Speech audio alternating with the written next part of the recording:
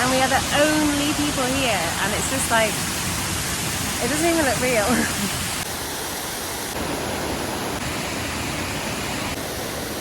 Water is so clear.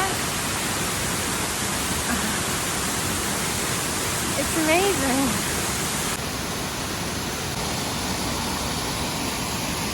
I feel like I'm in heaven.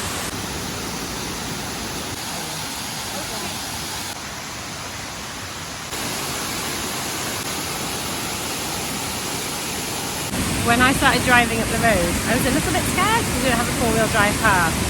And it's like a gravel road. And we got lost because we followed Google Maps. So number one, don't follow Google Maps.